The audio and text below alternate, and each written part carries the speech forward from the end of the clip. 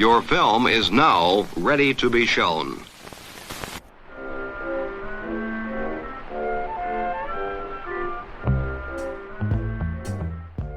Good morning. I'm Justin Hendricks, editor of Tech Policy Press, a nonprofit media venture intended to provoke new ideas, debate, and discussion at the intersection of technology and democracy. Last week on Tech Policy Press, we published the results of an inquiry into how adult Facebook users take advantage of Spanish-language groups that form around celebrities and influencers to engage with users who indicate they are children, often below the age of 13. To investigate this phenomenon, Tech Policy Press joined the Latin American Center for Investigative Journalism, or LCLIP, in publishing a report and a series of articles documenting how adult users using these public Facebook groups target children for sexual exploitation. The Innocence at Risk, or Inocencia in Juego project, coordinated by LCLIP with participation from Chequeado, includes a report from Lara Putnam, a professor of Latin American history and director of the Civic Resilience Initiative at the Institute for Cyber Law, Policy, and Security at the University of Pittsburgh, and a set of independent reports from journalists across Latin America investigating a pattern of behavior on the platform's public groups. This reporting collaboration stemmed from Putnam's research. In 2022, she published an analysis in Wired detailing public Spanish-language Facebook groups where children were being targeted for sexual exploitation. Although many of those groups she had identified were subsequently removed, in 2023, Putnam discovered a new trove of groups engaging in similar practices, which she documented in a report published by Tech Policy Press in January 2024. Later that year, Putnam approached Tech Policy Press with additional research documenting how popular Facebook groups centered around Latin American and K-pop celebrity fandoms, YouTube stars, and influencers became venues for child predation. Tech Policy Press and Putnam brought the report to Chequeado, which engaged with LCLIP to coordinate reporting with journalists in Colombia, Venezuela, and Argentina. This week, they published their reports in LCLIP, Chequeado, Crónica Uno, El Espectador, and Fact Chequeado. I'll note that in the course of our reporting, we presented a set of questions to Meta about these phenomena. A Meta spokesperson responded with a statement and a link to efforts the company takes to proactively address these and similar phenomena, which I've included in the show notes. It reads, "Child exploitation is a horrific crime. We work aggressively to fight it on and off our platforms and to support law enforcement in its efforts to arrest and prosecute the criminals behind it. Our policies prohibit child exploitation, inappropriate interactions with children, and the sexualization of minors. These rules apply globally in different languages, including English and Spanish, and across each of our platforms. Predators constantly change their tactics to evade detection. Our global teams and tools work to identify and quickly remove violating content." Unquote. In this episode, you'll hear my discussion with two of the principals on this project, the historian Lara Putnam and the investigative journalist Pablo Medina Uribe. I'm Lara Putnam. I'm a professor of history at the University of Pittsburgh, where I'm also the director of the Global Studies Center, and I'm the faculty lead of the Civic Resilience Initiative of the University of Pittsburgh's Institute for Cyber Policy, Law, and Security. I'm Pablo Medina Uribe. I'm a journalist and an editor at the Latin American Center for Investigative Journalism, also known as CLIP, and I specialize in investigating disinformation. Lara, I'm going to start with you. I want to ask you a little bit about how your now years-long effort to look at this particular set of phenomena began. How did you first find these groups, and why did you start to track them?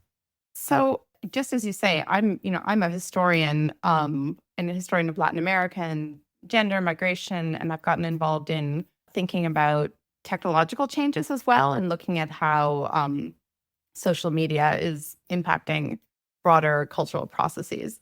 But I never intended to become some kind of specialist focused on either child harm or Facebook.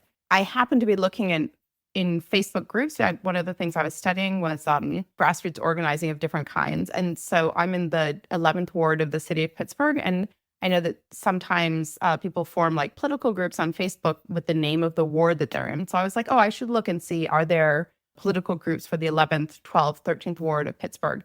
And I went into Facebook groups and I just looked for 11, 12, 13. And what came up was groups whose name was Buscando Novia de 10, 11, 12, 13 años. So in Spanish, I'm looking for a boyfriend or a girlfriend who's 10, 11, 12, 13. And it wasn't just one group, it was multiple groups appeared that had children's ages in the title and were explicitly looking for children of these ages. And then when I clicked through, there was not sort of childlike romantic content. There was a little of that, but it was super explicitly sexual content. There was like, if you see the initials of your name, I'll send you a picture of and then, an eggplant emoji or a pickle emoji. There were like anime style cartoons of naked people engaged in sexual acts. There were gamified things. Anyway, it was all content that struck me as a mother of 4 as super appalling. And it was just shocking to me that this was available in a public Facebook group. But I thought, okay, well, now I'm going to do the thing that I should do and just report it online. And surely Facebook has like a very sensitive reporting system. So if someone says there's like sexual harm to children going on in a Facebook group, this will be taken down immediately. This content must have somehow snuck in through what I was assuming were really strong, filters. I mean, after all, Facebook knows everyone, magically can suggest to you every person you went to high school with as a potential friend. So in my mind at that point, I was assuming that there were really sophisticated systems flagging the kind of thing that I was seeing. And then I found that I couldn't get it taken down. And I spent the next 3 months trying through different means to report items. And also I found that this was not just one group. There were multiple similar groups. So I kept reporting them. I started tweeting about this. I contacted people I thought might know people at Facebook, and I couldn't get anything taken down. And I ended up writing an article for Wired magazine, basically just because I thought, well, at least if I publish, Facebook will have to take action against these kind of groups. And in the short term, they did. But as the article that we've just published together shows, that what I've just described for you took place in 2021, 2022. The Wired article came out in 2022. Here we are 3 years later, and close to identical content is still available. So for the listener that hasn't quite read your full report yet, and I hope they will click through to Tech Policy Press and look at it, as well as the links to the reports from Pablo and the team from El Clip and across various news organizations in Latin America. Can you just give them a brief sense of high level what we're talking about here? This kind of game mechanic, this mechanism of essentially luring children to talk about their age, to engage on sexual matters on a false premise. Absolutely. And it's especially clear in the groups that I profiled in the article that has just come out with you. I profiled multiple dozens of groups encompassing over 2 million group members. And all of these are public groups that are focused around especially commonly focused around different kinds of celebrity fandom for, child stars. And what you see in these groups is accounts, sometimes anonymous, very frequently sort of pretending to be the accounts that impersonating these celebrities, trying to establish relationships with children. And you can see exactly how they're trying to connect to children who are online and take advantage of the fact that in the current technological moment, there are lots of children with access to a phone or another device that has a camera and is connected to the internet. And they're trying to convince those children to send them photos, to send photos of themselves.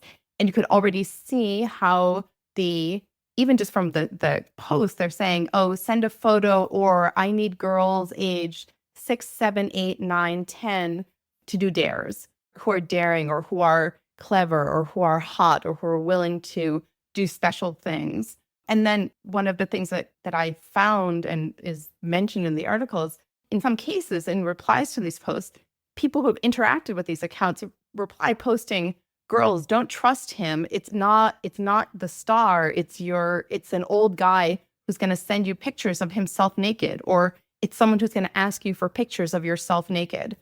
So it's very clear that what's happening, and this is a pattern that I discovered has been well established by specialist researchers in this field, in which bad actors, child predators internationally meet children in the open online spaces and engage them through luring, through what sometimes is called grooming, to create a relationship. And then they move that relationship out of the public space and they move it into private encrypted channels usually. And they increasingly pressure, manipulate, persuade children to send them photos of themselves, sometimes videos of themselves, sometimes by pretending to themselves be another child. There's been some publicity in recent years about cases of this where young teenage or preteen boys in the United States are deceived by accounts that are presenting themselves as young as girls or girl teenagers that turn out to actually be, men who are part of a criminal ring based in, different parts of the world, who are then going to take those videos that a young man or young boy might have provided and then use that as the basis for extortion, threaten to expose them. There have been tragically some suicides in the US linked to this kind of international criminal activity.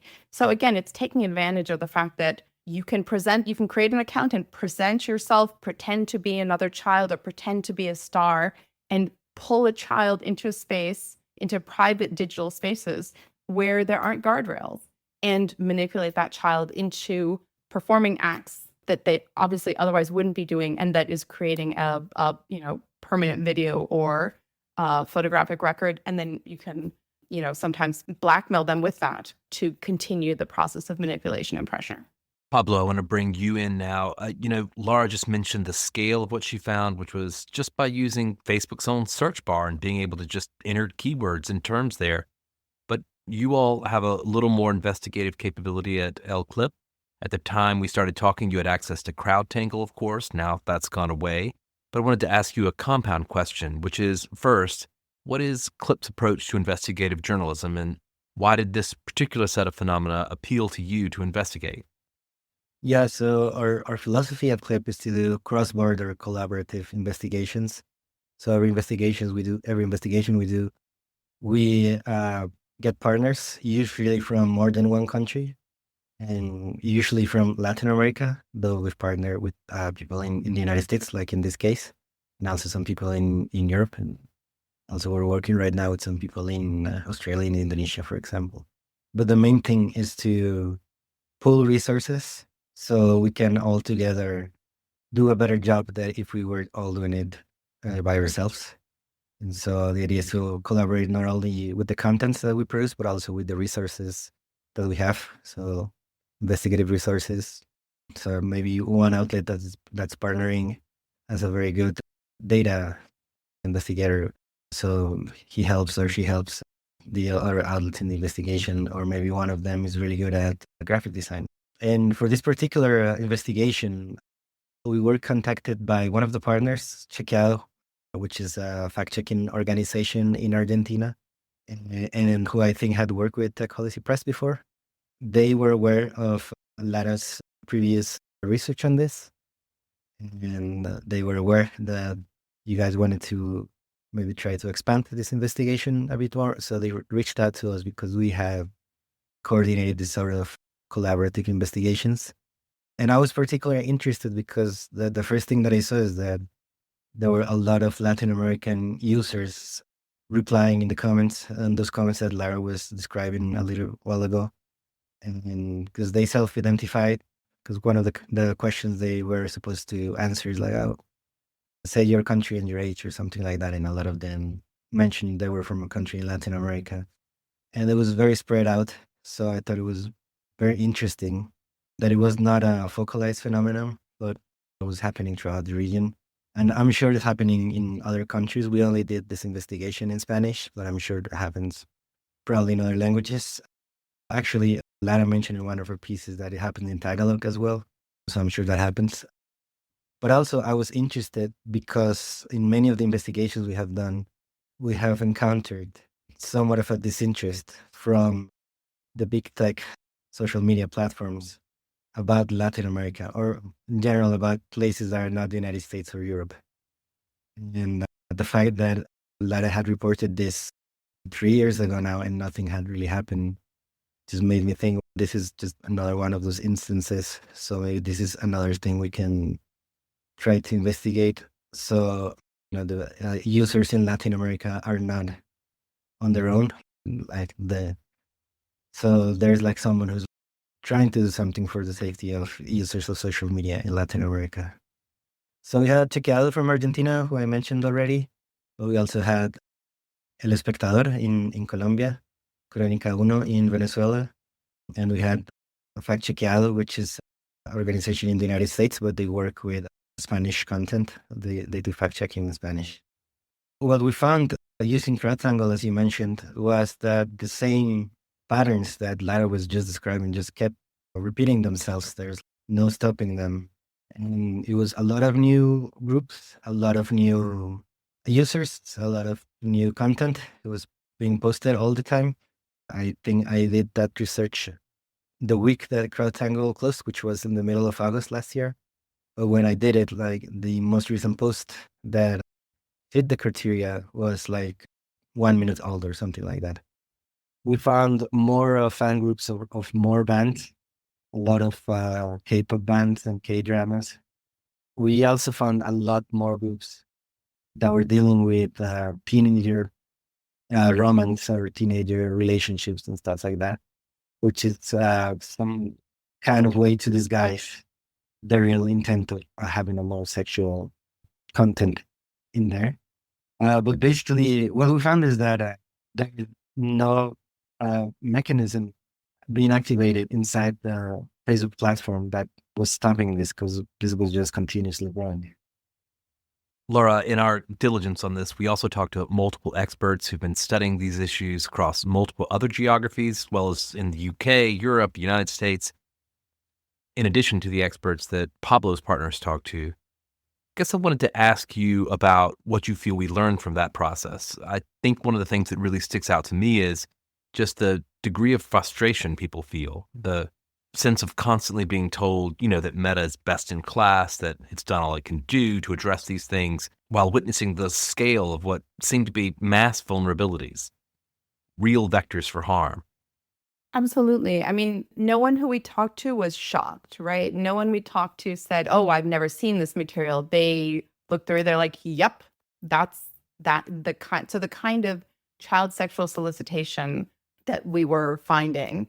And that not only I should add, not only finding through super basic keyword searches, for instance, for posts including children's ages or asking for children's ages, but also once I would find any one of these groups, if I simply would click on groups like this, recommended groups, the algorithm itself would suggest, oh, here are some other groups that are just like that, and that would quite routinely themselves also have been sort of flooded by predators. So it's very clear that the same structures that drive engagement on the platform are, easily available, can be used for these predatorial ends by bad actors.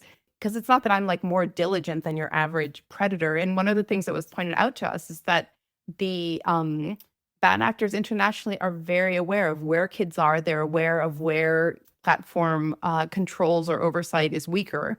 In part, this is sort of similar to what Pablo was saying about Latin America not getting attention from social media platforms as a space sort of meriting attention to protections for users. And at the same time, Spanish-speaking users are almost certainly the largest number of any language group of users of, for instance, Facebook internationally.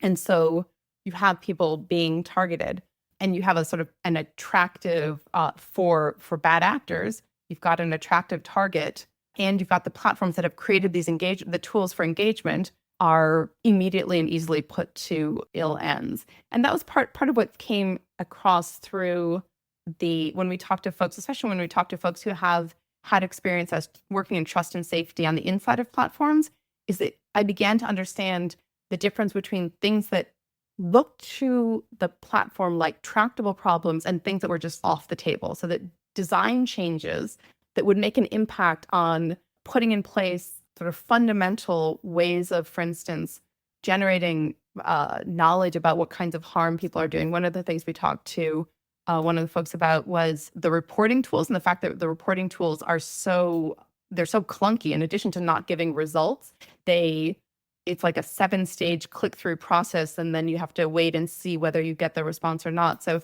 as opposed to some parts of using a social media platform where you've got the smoothest possible user experience, on reporting tools, you've got the clunkiest possible reporting experience. And one of the questions that someone suggested to us that Facebook, for instance, never really answers is, of the people who begin reporting violating content or disturbing content or content that they feel should be removed, how many people actually finish that 7-step cycle? So the kind of changes that would make it easier to report, or the kind of changes that would put a breaker in for instance, accounts that are rapidly friending, and by rapid, again, super rapidly friending dozens, hundreds of underage users. The kinds of design changes that would be protective for children on the platforms would slow down engagement overall on the platform. They would hit the engagement numbers on the platform. And so rather than having a safety conversation focused on these design features that would acknowledge that there are kids using Facebook and do more to keep kids safe, or to provide real routes for response when kids aren't safe. Instead, Facebook really has focused on and keeps the focus on individual items of content and whether they fall on the line of being violating or not, and taking them down. So Facebook, as you said, Facebook says, insists that it's best in class with regard to, for instance, takedowns of explicit video and photographic child sexual abuse materials. And I recognize it's true that Facebook doesn't, the one kind of content you can get taken down if you see it on Facebook and report it is videos that explicitly have videos of naked people doing things. If they seem like they could be children, if you report those are routinely taken down. And Facebook reports, is a mandated reporter, and reports to the National Center for Missing and Exploited Children millions of items of content.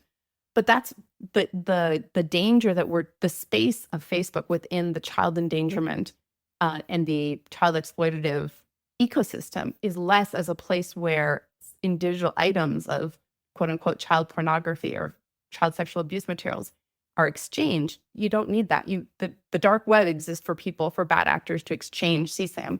Facebook is a space where children are vulnerable to being reached and for these relationships to be created, and taking steps against that would slow engagement on the platform. Pablo, would you be willing to characterize any of the observations from experts that the journalist spoke to in the Latin American outlets?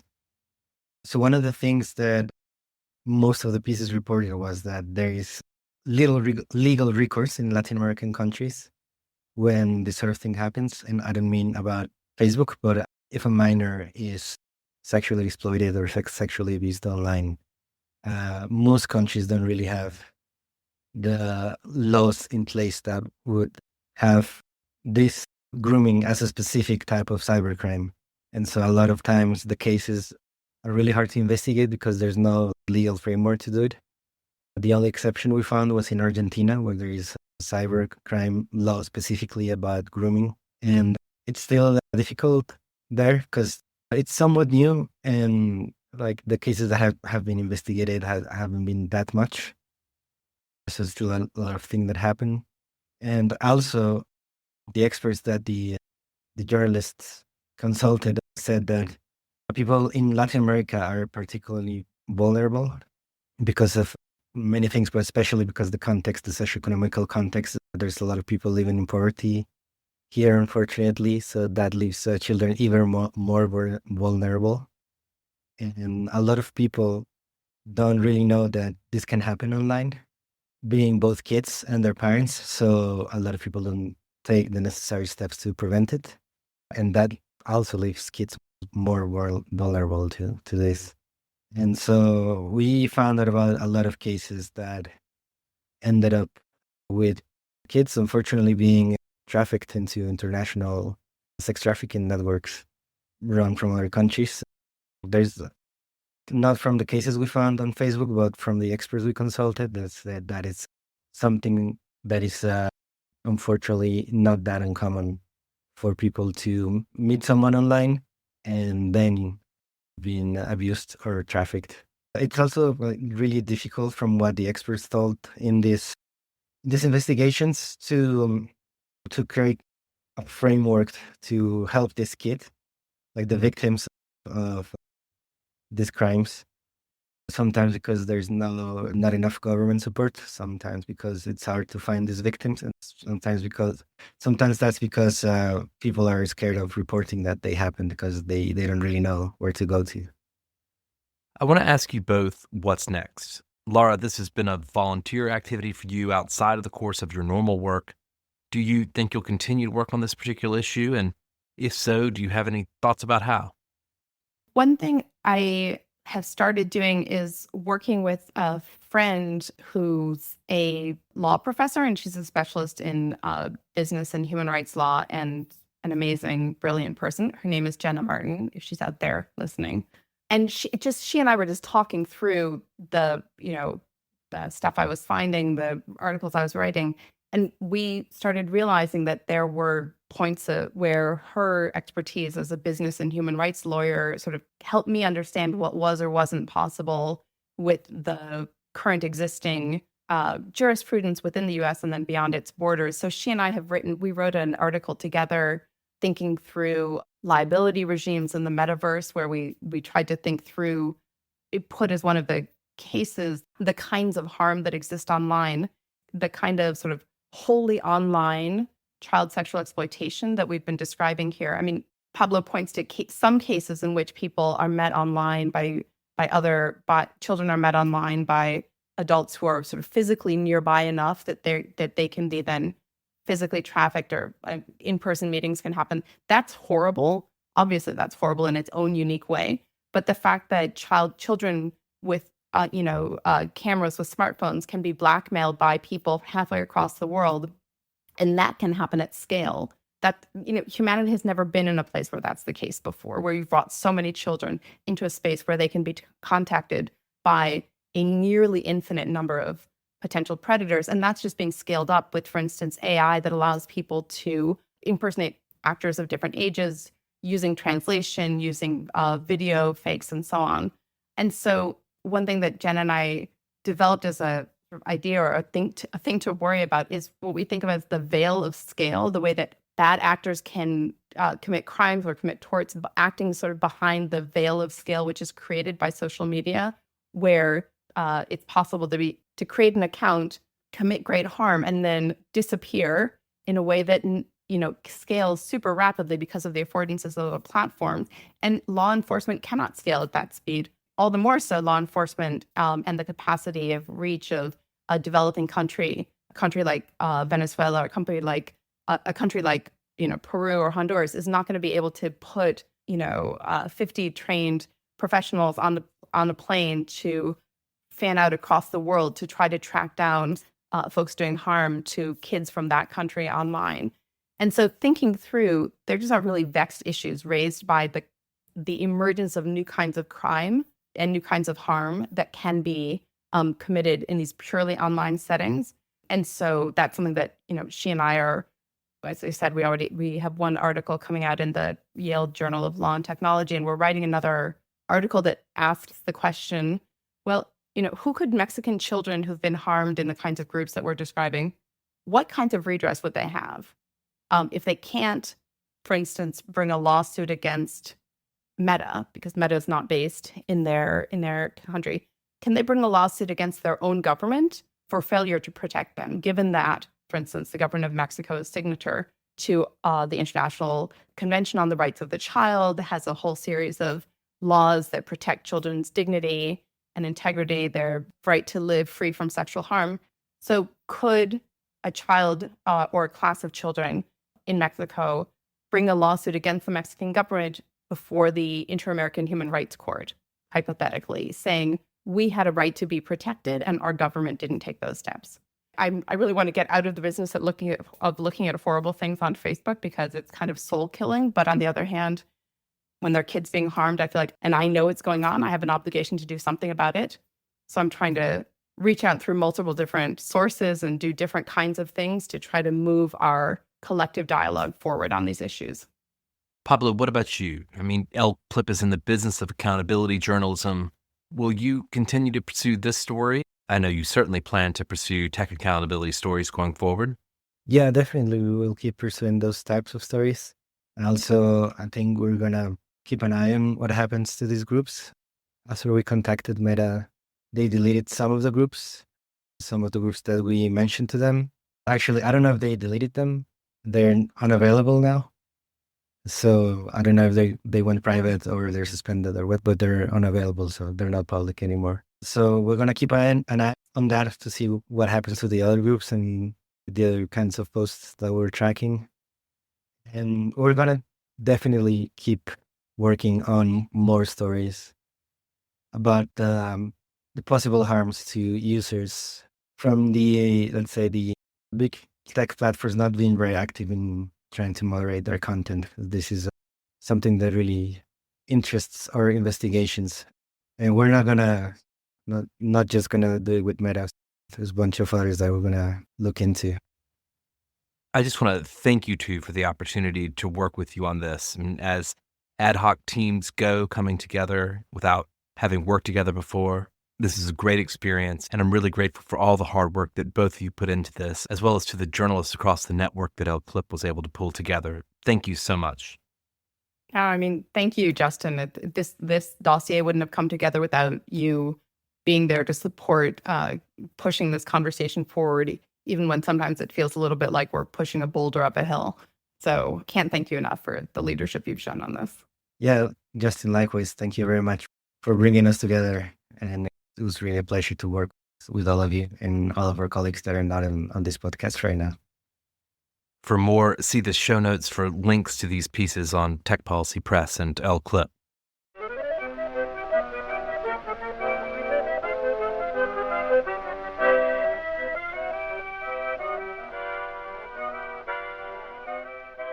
That's it for this episode. I hope you'll send your feedback. You can write to me at justin@techpolicy.press. Thanks to El Clip, Checkiato, and Fact Checkiato. Thanks to my co-founder, Brian Jones, and thank you for listening.